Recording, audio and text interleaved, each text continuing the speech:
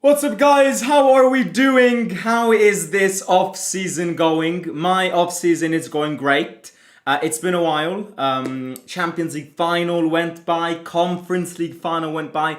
A lot of things went by that we can speak about at the end of the stream if you want. How's life? How's life, guys? How's life as in the Champions League? It's great, isn't it? But yeah, I'm enjoying this off season. I'm almost done with my exams, so I'm moving towards my summer holidays. Hopefully, your life is going well. And yeah, look, Roma's future is forming. Roma's future is taking concrete shapes. We have basically appointed the new sporting director, Tony Damiko. We have kicked Massara out. New things are emerging to build the future of this football club, which, as you can kind of read in today's title and read on the thumbnail, kind of, a future that hopefully will see us excel. It's definitely what the manager wants. The manager ended the season going that my goal here is to win. I gave myself 3 years to try and achieve these objectives. I think season one went very, very well. Now bring season 2 on, bring season 3 on, and we need to try and win that Scudetto. That's the goal. We're not hiding away from that. That is the goal. Now that we have unleashed the Champions League barrier, the goal is building a team that is able to compete for the league title. And one of the things that we've seen in past years is that a key ingredient in doing this is cohesion between the manager and between the sporting director. We've changed far too many sporting directors in recent times. I think we've changed the sporting director at the end of every season, basically. And these are things that, unfortunately, in terms of stability, are not tolerable. You need stability. You need stable relationships between people that work at your football club. And so changing sporting director every summer brought us nowhere. We started with Jose and Pinto, and then Jose and Pinto fell out, and then Pinto left, and Jose stayed, and then Jose eventually left. Then we had De Rossi with Ghisolfi. De Rossi was sacked. Suluku left. Ghisolfi left. Then Ranieri stayed. Ranieri went and became the senior advisor. They appointed Massara. Massara and Gasperini never got along. Then Gasperini and Ranieri fell out, and now Massara left and Gasperini stays. So you see, all of this tantrum that happens every year is, in my opinion, one of the problems at this football club. And I've said it many times, due to the fact that our ownership is an ownership that is not very present inside the walls of Trigoria and kind of delegates power to people that work inside of Trigoria. You need those people to get along. Because at least if you don't have the ownership present, because they are interested in many other things, they've got other investments all around the world, at least you need people that get along inside of Trigoria. And this is why Massara left, and this is why Gasperini stayed, and this is why Gasperini really wanted Tony D'Amico. And here we are, with the official statement still yet to come. Reliable sources are saying that the official statement will come tomorrow or after tomorrow. He is kind of releasing his contract at Atalanta. Atalanta also got Giuntoli, so there is no space for D'Amico anymore at Atalanta, and he will make his way to Rome, where he will, with Gasperini, try and build this football club. Now, look, I've said it with past sporting directors. I think as fans of a football club, the last thing we are interested about is exactly this. Frankly speaking, who the sporting director will be, I couldn't give a shit. Let's be very honest. As long as the manager approves the name and as long as there's a healthy relationship between the two. They need to know each other. That's my only basis, because I've seen that otherwise it will never work out. But I don't want to spend too much time kind of judging, giving opinions, analytical opinions on who Tony D'Amico is, because frankly speaking, that's not what fans of football clubs should end up doing. I think there are other motives of interest that are way more interesting than sporting directors. So you know me. I am not massively interested in sporting directors and all the world of agents and sporting directors and technical areas of sport clubs. I'm not, but I actually had a little bit of time this morning and I carried out some research because Tony D'Amico was at Atalanta from 2022 to 2026, meaning that he worked with Gasperini for 3 years. And this is already a solid step in my opinion, because you know that these two got along before, you know that these two know each other. So this, in my opinion, also in a sense limits tensions. Why do I say this? Because they've already worked before. Tony D'Amico knows the characteristics of players that Gasperini wants. Because the characteristics of players that the manager asked at Atalanta and now is asking at Roma can be different, yes, but along the general sort of lines. So the fact that they've spent a lot of time together and that they've made Atalanta very successful together is something to note down, and it's probably one of the main reasons as to why this was Gasperini's first pick. By the way, fun fact, whenever we were first linked to him, I'm like, I already heard this name. I already heard the name Tony D'Amico somewhere, and I couldn't figure out where I heard this name. You know where I heard this name before, and where all of us probably heard the name of Tony D'Amico before. Because then I had my Google session, and I was like, who the hell is Tony D'Amico?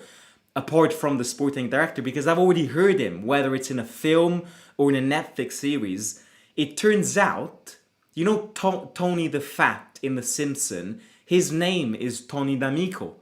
So our sporting director is named after a Simpson. That's something that we'll be there to brag for. No, but jokes aside, I did my research. Now, people focus on his times at Atalanta, and I think it's absolutely right.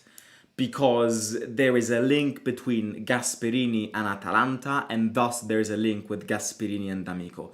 So people look at the transfer operations that he carried out at Atalanta, and look, it's one of the reasons that made Atalanta this successful in recent times. Just to give you a few names that Tony D'Amico alongside Gasperini brought at Atalanta, and the amount of money that these players were then sold for, they were the kind of the binomial that chose that bought Ederson for 20 million from Salernitana, and basically now sold Ederson yesterday. I saw the Here We Go for how much money to Man United? Definitely triple the amount.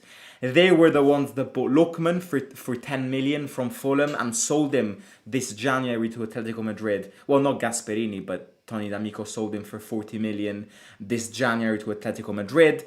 Gasperini and Tony D'Amico were the ones that chose Højlund from Storm Graz, both for 17 million, sold to Man United for 80 million. They were the ones that kind of had the balls to go for Charles De Ketelaere after his incredibly bad Milan spell a few years ago. They were the ones that bought Retegui for 24 million and sold him to Saudi for 60 million. They were the ones that bought Villanova. So look, these are all good names, and these aren't just good names that people weren't massively expecting, because all of these names or names of players that were nobody, players that were close to ending their careers like Lookman, that these two people brought at Atalanta and brought Atalanta to winning the Europa League. You know, these are all pillars of that Atalanta team and that Atalanta couple of years. But it's not just the ability to scout these players for me, it's the amount of money that you sell these players for. You know, buying people without spending a lot of money and then reselling them for triple the amount is one of the reasons why Gasperini got chosen by this ownership, to kind of put the finances in place. Of course, that's not the only reason, but that's definitely a reason. And he is, he's Gasperini told this to us. One of the reasons they appointed me is for this.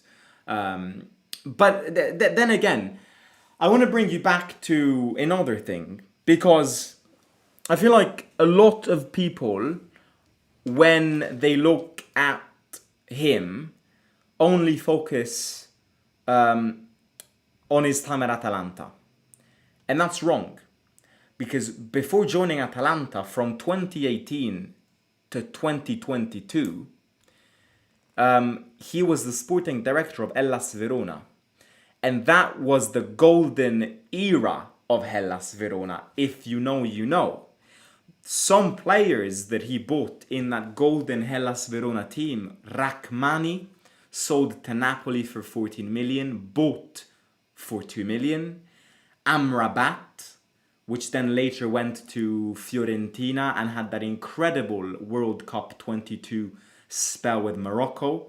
Simeone, Di Marco at Verona was during the Tony Damiko times. Zaccagni and Kumbulla, who this guy managed to get, 28 million from us when selling Kumbulla. So there is competence. Now again, the jump at Roma is big on every point of view, on a player point of view, on a manager point of view, and on a director point of view. So frankly speaking, I wouldn't put my hand on fire that seen his time at Verona, which was very successful, and seen his time at Atalanta, which was extremely successful, that following this pattern he will be extremely successful in Roma. No, you don't know.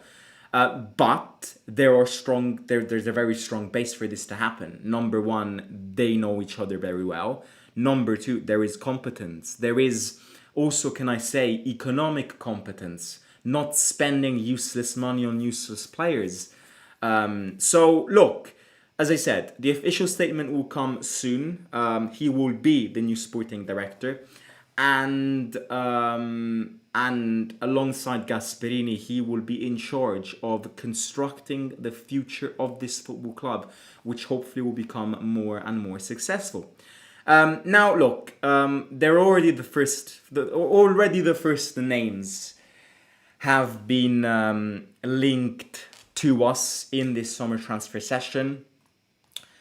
I don't like speaking about names. I don't like giving my opinion on names before before done deals, because whenever it's not a done deal and you speak before, it then can collapse and you've just wasted your time. So I don't even like to pay much attention on the transfer session, even because it hasn't even started. Now, this doesn't mean that you can't sign players, in a sense that you can't, have initial talks, sign initial agreements in place with teams and players, but technically and officially the transfer market still has not opened. So for my own sake and for your own sake, don't focus on the transfer session until it opens, because it's a waste of time. But we're starting to align our first preferences. Fabrizio Romano and Gianluca Di Marzio have confirmed that Gasperini's dream, that Gasperini's first pick to reinforce that attack, is Mason Greenwood from Olympique Marseille. Now, look, I'm going to be very clear on this now, because this is something that if we do repeat will be very, very, very monotone. People will analyze him through a filter, which is the controversy filter, because of what happened with Greenwood years ago, I must say. Now, I'm gonna be very clear on this now, and don't want to repeat this anymore. I'm here to speak about football. I analyze players that we sign based on footballing abilities. And I must say that Greenwood is world class. In my opinion, he is an absolutely world class player, which would massively improve this team. There is a very big controversy around him. I'm not going to speak about it because, as I said before, it's none of my business. It's none of your business. It's none of Roma's business. So, judging a player through the lens of controversy is not good. I'm not saying that what he's done is good. That's not what I'm saying. I'm saying a very clear thing. I will not speak about Greenwood on a human point of view, just like I do with any player. I analyze players on what they give me in a football pitch. What happens outside a football pitch, whether it's good or whether it's bad, it's none of my business. And I don't want to be here in front of a camera speaking about issues of players that happen outside football pitches, because this is not what we should do. Whether this is a good or bad thing. Having said this, I think he's world class. I think he's world class. Numbers prove it. Stats prove it. Technique proves it. So I think signing him would be a massive upgrade to this team. Now again, I'm not sure whether Greenwood coming in would mean Sule leaving. I'm not sure, but wow, that guy is an absolute idiot. There was like a truck that went by my street at like 200 miles an hour, and I'm like, you're an idiot. What was I saying? Now, I'm not sure. Yeah, I'm not sure whether a potential Greenwood coming in means a potential Sule going out.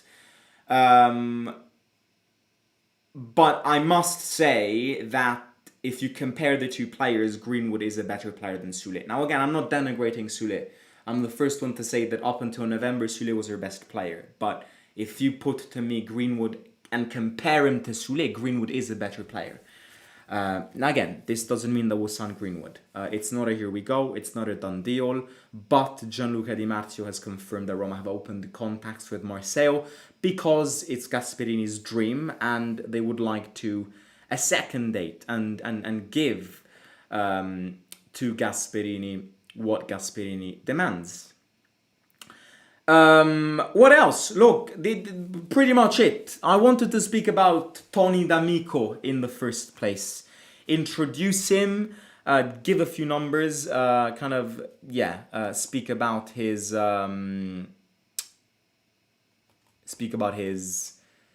past and career as a sporting director. So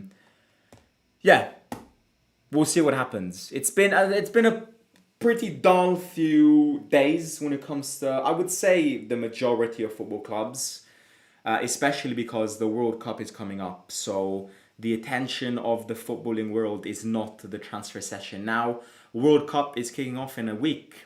When is it? The 10th? The 11th? The 11th, right? The 11th. So very much looking forward to it, despite Italy not being in it. I'm still not sure who I'll root for. I'm still not. I still need to decide who to root for. I think I might follow a last dance path in this World Cup. I love Argentina, but Messi's won it, so I'd rather somebody else wins it this time. I'm probably gonna root for either Cristiano or Neymar. I want a last dance World Cup. Yeah, just like Messi won it. Messi won the last one. I want a kind of one of those to win it. A last dance World Cup. So I think I might go for Portugal or Brazil. Who else? Who's in the World Cup actually? Let's look at the group stages. World Cup. Let's see some little dark horses that you could root for. Bosnia I like, even though they threw us out. Like them. Mexico too. South Africa. Not Switzerland. Switzerland is boring. Morocco. Scotland. USA, no. Turkey, no. Australia's a good one.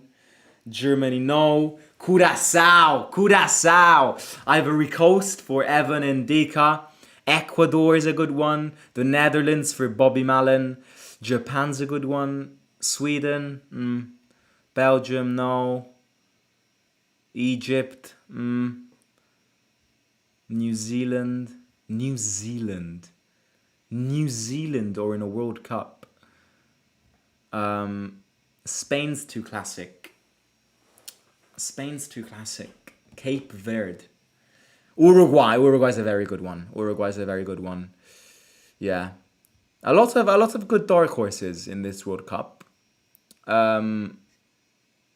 No, grazie mille, SOS capelli bro. Lo so bro, stanno crescendo, questa è la fase brutta. Grazie mille bro. Norway will be a dark horse. I'm just gonna root for the USA because I live in Florida. Iraq winning the World Cup.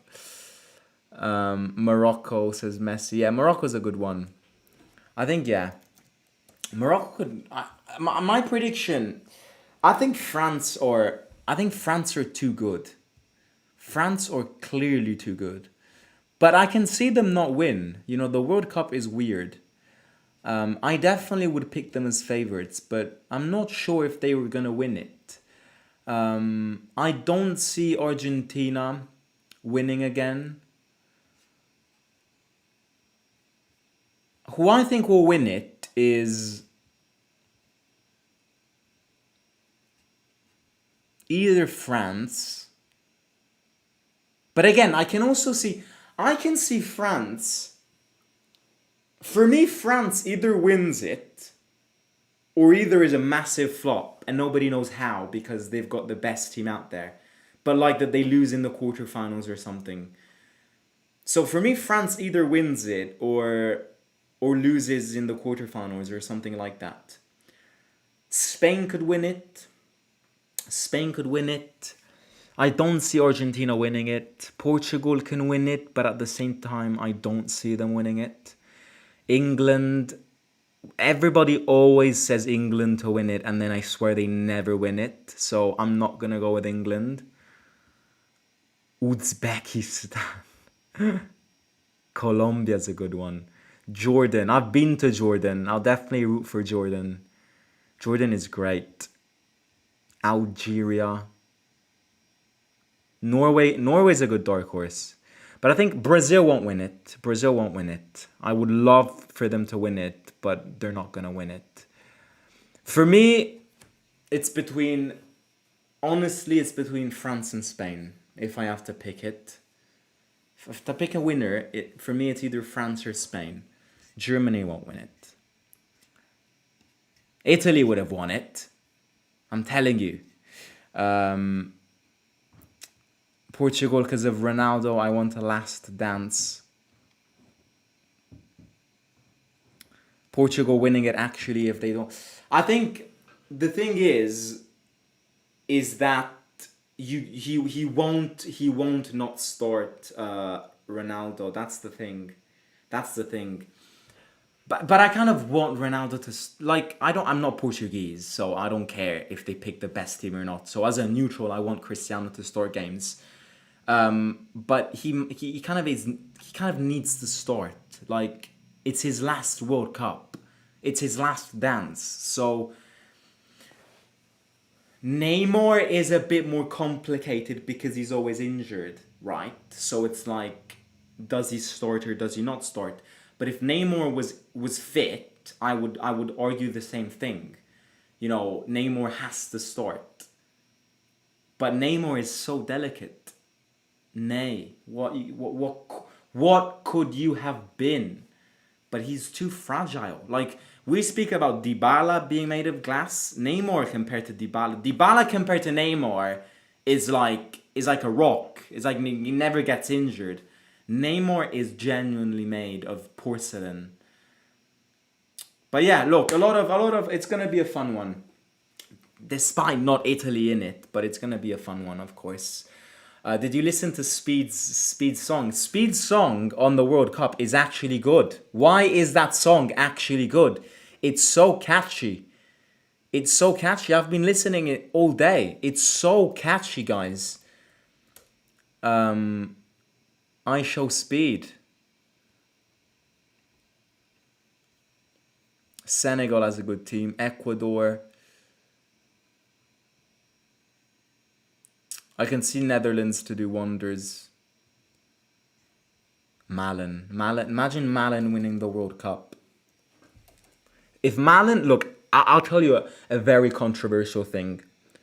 If Malin wins the World Cup, he deserves to be in the top 5 of the Ballon d'Or. Is that big? It won't happen. I know it won't. But in a fair world of football, if Malin wins the World Cup, he should get top 10 in the World Cup, in the Ballon d'Or. If not top 5, if he has a good World Cup. Like if he scores goals like he scores for us, then he should be there. I'm only joking. I mean, it'd be great, but I'm only joking. Ok. Voglio vedermi una partita con te allo stadio, accadrà mai? Bro, quando vuoi. Io vado in Canada, purtroppo parto, non so se hai sentito, vado in Canada a fare un exchange l'anno prossimo e torno a gennaio. Quindi da gennaio in poi, specie in Champions, si punta in Champions. You know what would be great before I leave? Before I leave for Canada, it would be great. I will try again to do a friendly away game. I've seen that we're playing Dortmund in Dortmund, which would be sick. But 15th of August is very delicate because I think I'm on holiday with my family. I still don't know where, but that's normally the period where I'm on holiday with my family. But if we're like, if there's like a friendly game somewhere around the world before a good one, I might try and plan it before I leave. I leave on the 24th. And unfortunately, on Friday we will know the new Serie A calendar, by the way. According to, if the rule still applies that you play your first game at home once every year, if that rule still applies, then there's no chance of me catching the first game before I leave. Because we played last season at home in the first game against Bologna, which technically means that now Lazio this season will play the first one at home. If that's the case, then unfortunately I can't catch the first game before I leave. Because I saw that the Serie A starts the 23rd of August. So technically, if we play the first game at home, which I highly doubt, and we play on the 23rd, I could get the first game before I leave. But unfortunately, I think the first one will be away this season. Because the last season we played the first one at home. So I think Lazio will have their first one at home this year. Anyways, I'll catch you soon. I'll catch you very, very soon. Che bello, Roma in Champions e viaggio studio in Canada come tutto dovrebbe essere. Grande, bro, sei un grande. I'll catch you soon. Again, World Cup starting. Transfer session still isn't open. But, so this period is a bit of a dull moment. But news are gonna come. Videos are gonna come. And Forza Roma sempre. By the way, I wanna frame my Totti 2013 kit and put it over here. I'm gonna put more stickers over here. And hopefully rebrand this room even more. And maybe something over here. What do you think? Over there. Next to my globe. Okay. I'll catch you soon. Maybe not tomorrow, but in the next few days. Whenever there's something to speak about. Hit the like if we can get 121 likes on this video. It would be great. Share with your friends, with your families, and subscribe. I'll talk to you soon. Love you all. See you out.